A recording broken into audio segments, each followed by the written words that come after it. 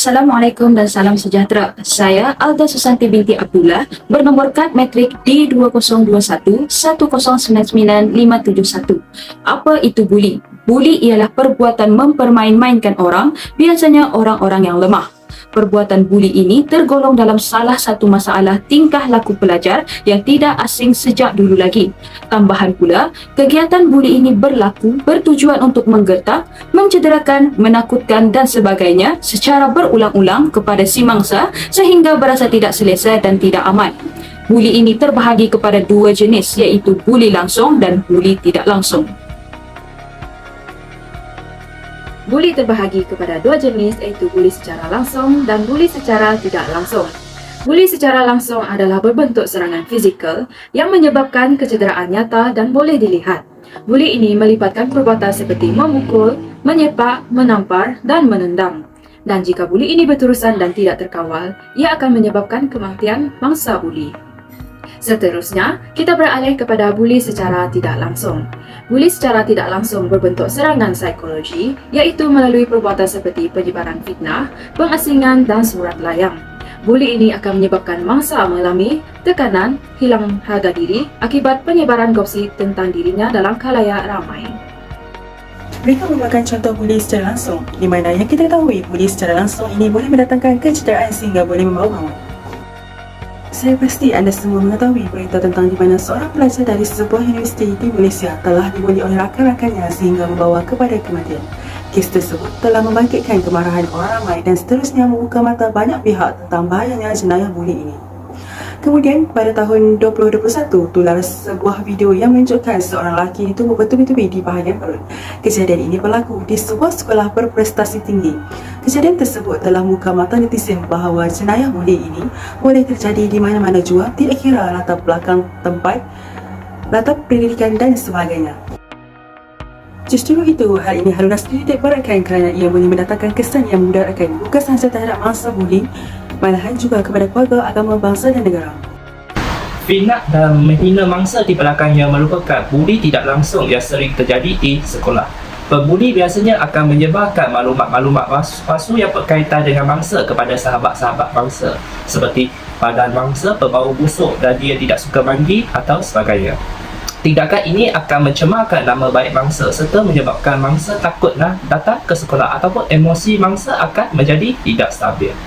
Sekiranya mangsa mengambil keputusan nak buat laporan polis di palai, maka ini pula akan menjejaskan imej sekolah dan pihak sekolah perlu mengambil tindakan yang selanjutnya untuk menangani masalah tersebut.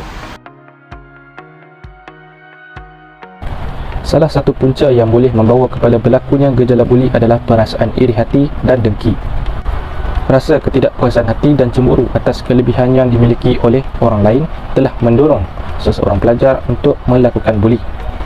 Menurut Fatur Rahman 2006, perasaan dengki atau iri hati ini boleh berlaku apabila seseorang itu ingin memiliki apa yang dimiliki oleh orang lain seperti kesenangan atau kelebihan. Perasaan iri hati dan dengki ini telah membawa kepada seseorang yang berkeinginan ini untuk merosakkan keadaan atau kesenangan yang telah dimiliki oleh orang lain. Langkah pantas yang diambil adalah dengan membuli pelajar yang tidak bersalah. Oleh itu, jelaslah bahawa perasaan iri hati dan dengki ini telah membawa kepada berlakunya gejala buli di sekolah. Selain itu, pengaruh rakan sebaya merupakan punca para pelajar melakukan perbuatan buli ke atas pelajar yang lain. Rakan sebaya merupakan golongan yang banyak berpengaruh kepada diri seseorang pelajar kerana masa seseorang lebih banyak diluangkan bersama rakan berbanding keluarga. Pengaruh rakan sebaya boleh dikategorikan sebagai pengaruh ke arah positif dan juga pengaruh ke arah negatif. Jika seorang pelajar itu bergaul dengan rakan sebaya yang menunjukkan pengaruh negatif seperti melanggar peraturan sekolah dan membuli, maka begitulah sikap pelajar tersebut. Oleh itu, seseorang pelajar perlu bijak memilih rakan kerana ia boleh memberi pengaruh yang sangat besar dalam diri seseorang untuk terjerumus dalam masalah buli. Assalamualaikum warahmatullahi wabarakatuh. Seterusnya, punca yang ketiga berlakunya gejala buli dalam kalangan pelajar adalah kurang diberi didikan daripada ibu bapa. Hal ini kerana ibu bapa sibuk akan pekerjaan mereka sehingga tidak dapat meluangkan masa bersama anak-anak mereka dan kurang memberikan perhatian sepenuhnya apabila berada di rumah serta mendorong mereka mencari kebebasan di luar rumah menyebabkan berlakunya tekanan mental kepada seseorang anak muda sekaligus melepaskan tekanan tersebut dengan membuli pelajar lain. Perkara ini boleh memberikan impak yang negatif kepada pelajar tersebut dan boleh dikenakan hukuman jika kegiatan buli tersebut tidak dapat dihentikan serta dapat memburukkan imej sekolah. Seperti yang kita sedia maklum, ibu bapa merupakan orang yang paling rapat dengan anak-anak dan mereka akan memberi pengaruh yang sangat kuat terhadap anak-anak. Oleh hal yang demikian, peranan mereka sangat penting dalam membantras buli dalam kalangan pelajar ini.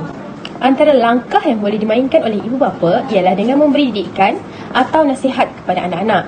Sebagai contoh, menasihati mereka berkaitan perkara yang patut mereka lakukan dan tidak patut mereka lakukan. Seterusnya, langkah yang kedua, ibu bapa perlu menunjukkan sikap yang baik kepada anak-anak. Sebagai contoh, tidak bergaduh di hadapan anak-anak kerana setiap apa yang dilakukan oleh ibu bapa pasti akan diikuti oleh anak-anak mereka. Tambahan pula, perkara ini akan mempengaruhi emosi mereka dan menyebabkan mereka akan melakukan perkara yang sama terhadap orang lain sekiranya mengalami gangguan emosi ataupun marah. Langkah yang terakhir, ibu bapa mestilah memberi perhatian kepada anak-anak, iaitu dengan sentiasa menjadi pendengar yang baik sekiranya anak-anak menceritakan masalah yang mereka alami. Hal ini demikian kerana terdapat pelajar yang kurang diberi perhatian ataupun memendam perasaan lebih cenderung melakukan kesalahan tingkah laku seperti buli untuk memuaskan diri mereka bagi melepaskan segala emosi ataupun perasaan yang mereka alami. Maka, jelaslah ibu bapa memainkan peran besar dalam menjalankan langkah-langkah untuk membantras kesalahan tingkah laku buli dalam kalangan pelajar. Sebagai seorang guru, terdapat dua langkah yang boleh diambil bagi menangani isu ini. Yang pertama ialah guru boleh mengembangkan konsep in loco parentis di mana guru itu sendiri menggalas tanggungjawab sebagai pengganti ibu bapa kepada para pelajar demi memastikan pelajar sentiasa selamat semasa berada di sekolah. Melalui kaedah ini, si pembuli akan berasa sedikit tergugat kerana terdapat guru yang sentiasa memastikan tindak tanduk para pelajar. Yang kedua ialah sudah sememangnya menjadi tugas guru untuk sentiasa mendidik pelajar menjadi manusia yang berguna. Oleh hal yang demikian, melalui didikan inilah guru boleh menerapkan beberapa nasihat dan juga amaran kepada pelajar untuk sentiasa berpijak di bumi yang nyata kerana setiap perbuatan akan ada kesannya. Misalnya, guru boleh menasihati pelajar yang dibuli untuk tidak menyimpan dendam terlalu lama kerana perkara ini akan menyebabkan pelajar untuk bertindak mengikut emosi sehingga mampu mencederakan pembuli dan juga diri sendiri. Akhir kata, perhatian diberikan oleh guru kepada anak-anak murid sebenarnya mampu untuk menangani isu buli ini kerana sudah menjadi lumrah manusia yang sentiasa inginkan perhatian dan juga kasih sayang daripada orang sekeliling. Pihak sekolah turut memainkan peranan penting dalam menangani masalah buli dalam kalangan pelajar. Antara langkah-langkah yang perlu diambil oleh pihak sekolah untuk menangani masalah buli adalah dengan memberi didikan.